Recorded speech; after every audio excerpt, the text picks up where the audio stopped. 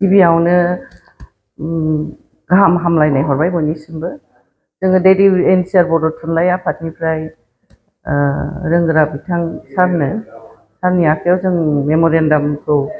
फार्स्टआवनो जों इमारजेन्सि फान्डनि थाखाय खावलायदों। इमारजेन्सि फान्डआव जाय दिल्लीयाव फैनानै गोब्राब लोमजाफैनाय बा मानसि गोमानाय, ट्राफिकिं बेफोरबायदि प्रब्लेमाव गोग्लैफैयो बिसोरनि थाखाय माने इमारजेन्सि फान्डनि थाखाय जों खावलायहरनाय जादों। आरो नैथियाव जादों जोंहा दिल्लीयाव कालचारेल मोनसे कमिउनिटि हल नांगौ जादों आरो जोंनि बर'फोरनि आर्ट एन्ड कालचार देखायनो, जोंनि संस्कृतिफोरखौ देखायनो थाखाय बा गुबुन गुबुन आरो दस्रा प्रग्रामफोरनि थाखाय जोंहा दस्रानिफ्राय बिदिनो भारा लानानै खालामनांगौ जायो। बेनि थाखायनो जों बेखौबो खावलायनाय जादों आरो बिटिसि गभर्नमेन्टनिफ्राय, बिटिआर गभर्नमेन्टनिफ्राय। ओमफ्राय थामथियाव जादों जोंहा माने बर'फोरनि थाखाय जों हस्टेल बिदों आरो जोंनि बर' गथ'फ्रा हजोंनिफ्राय फैनानै थानायावबो दिल्लीयाव जिहेतु बिराद एक्सपेन्सिभ जाबाय, माने न'फ्रा पिजिफ्रा बिराद गोबां रां लायो। बिनि थाखाय जाय गथ'फोरनि बेकग्राउन्डफ्रा एसे न'आव इक'नमिकेलि एसे जायफोरा एसे हास्लाबा बिसोर बायदि गथ'फ्रा बा दस्रा गुबुन गथ'फ्राबो बयबो जाय UPSC कचिं होनाय बा दस्रा दिल्ली इउनिभारसिटि बा जवाहरलाल नेहरू एनि कलेज बेयाव फरायफैनाय गथ'फ्रा जाहाथे थानो हायो जोंनि बर' गथ'फ्रा, बिनि थाखाय जों मोनसे मेम'रेन्डाम होनाय जादों। आरो बिदिनो जों बेखिनिखौनो जों एसे होदों। मोनसे जों अफिसबो एसे बिदोंमोन जोंनि बर' थुनलाइ आफादनि थाखाय, जुदि बहाबा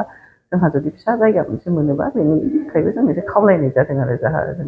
मिटिं सिटिं खालामनो हायो, जोंनि जेंनाफोरखौ जों रायज्लायनो हायो ज' जिरायनानै। बेनोसै, बेखिनिखौनो जों होनाय जादों। मोनसे ट्राफिकिंनि इमारजेन्सि मोनसे अफिस खुलिनांगौ, बे फान्डनि गेजेरजों जेन'बा गुबुन जेंना जेंसिफोरखौ जेन'बा बे फान्ड खुलियोब्ला सल्युसन जेन'बा खालामनो हागोन होननानै। माने इमारजेन्सियाव एखमबा मा जायो, फान्ड गैयियाव थाब न'आव थिनहरफिननांगौ, बा इमारजेन्सि बा अपारेसनानो जा बा मेडिकेसनानो जा, माने फान्ड गैयाबा जोंहा एसे उसुबिदा जायो। खारन हस्पिटालफ्रावथ' फान्ड होग्रोनानैसो एडमिसन होनाय जायो। बेनिखायनो जोंहा फान्ड जुदि बेबायदि थायोबा सुबिदा जागोन आरो जों हेल्प खालामनो थाखाय। हजोंनिफ्राय फैनाय बा बावबो सोरबा थाबथाफैनाय बिसोरखौ जों हजों थांफिननाय बा एनि मेडिकेल इमारजेन्सि बेफोरबायदियाव बे फान्डआ जों सानो जे बियो मोनसे राहा मोनगोन आरो माबाफ्रा जोंनि बर'फ्रा। बेनि थाखायनो जों बेफोरबायदि गथ' जायफ्रा मोजां मोजां नाम्बार मोननानैबो माने बेफोरबायदि प्रब्लेमनि थाखाय फैनो हाया जायो, बेफोरबायदि गथ'फोरनि थाखाय बिराद बियो हेल्पफुल जागोन आरो। बावथ' बिराद बुरजा मानसि, बाव कम्पिटिसना बिराद बुरजा। बाव नों फरायनायावनो जा, नों साख्रि बाख्रियावनो जा, जोंहा लेंगुवेज प्रब्लेम जायो मोनसे जोंहा नर्थ इस्टबो एसे डिसक्रिमिनेसनबो एखमबा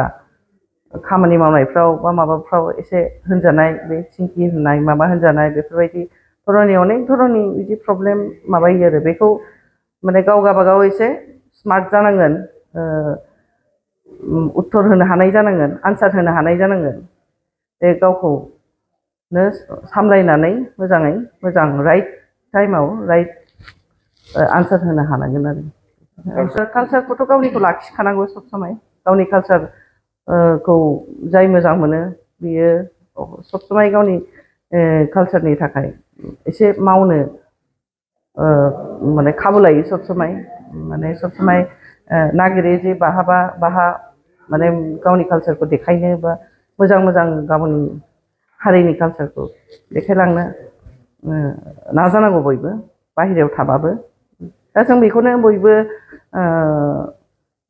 गोजानाव थाबाबो जाहाथे जोंनि गथ'फ्रा बावा हारिखौ, जोंनि कालचारखौ, जोंनि हारिमुखौ। बेनि थाखायनो जों एसे बयबो गावनि जाय जेसे हायो बेदि जोङो सेस्था खालामो आरो दोननो। जेनेबा बैसागु फाथिनाय, ओमफ्राय दमासि फाथिनाय, ओमफ्राय जेनेबा गोखा गोखै जानाय, बेफोरबायदिखौ जों दोनदों आरो ओमफ्राय जों बाथौ फुजिनायबो दं जों ओंखाम गोरलै जानाय माबा माबि बेफोरबायदि बर'फोरनि जा एसे जथ' माने हजों खालामो जोंबाबो बिदिनो माबानो खुंनो सेस्था खालामो आरो जोंनि कालसारेल बावाखै जानाय बेबायदि प्रग्राम गिदिर खालामोबा बबे बेयाव जोङो बिदिनो हलफोर भारा लानांगौ जायो आरो बेनिखायनो जों बे कालसारेल माने कमिउनिटि हलखौ बिनाय जादों दा जेनेबा जोंनि आथिखालनि बिटिआर दा सरकार सोलिगासिनो दङ बिथांमोननिफ्राय जेनेबा मा लुबैयो बेनो जोङो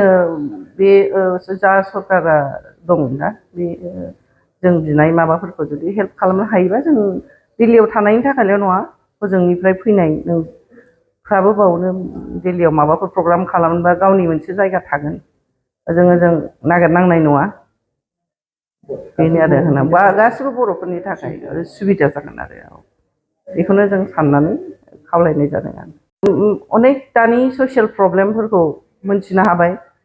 ओमफ्राय दानि नोंसोर दा जथ' खौरांगिरिफोर दं दाथ' बैसोआ मेरलायानो अनेक खम दा सोलोंनो फैदों नोंसोरबो मोजां आरो बेटार माबा स्किल बाव नोंसोरनि खौरांगिरिफोरनि थाखायनो बिराद मोजां सुबिदा मोननायखौ जों नुनानै बिराद मोजां मोनदों नाथाय नोंसोर आरो दिल्ली बायदि जायगायाव फैनानै ट्रेनिं लानो हादों ओमफ्राय जों बिनि नोंसोरजों रायज्लायनानै खौरांगिरिफोरजों रायज्लायनानै हजोंनि प्रब्लेमफोरखौबो एसे मोनथिबाय आरो जोंबो जोंनि बेयाव सुबिदा असुबिदा एसे रायज्लायनाय जाबाय दा ओंखायनो मोजां मोनबाय आरो रायज्लायनानै जों मोनथिलायबाय नोंसोरबो मोनथिलांबाय जोंबो मोनथिबाय हजोंनि माबाफोरखौ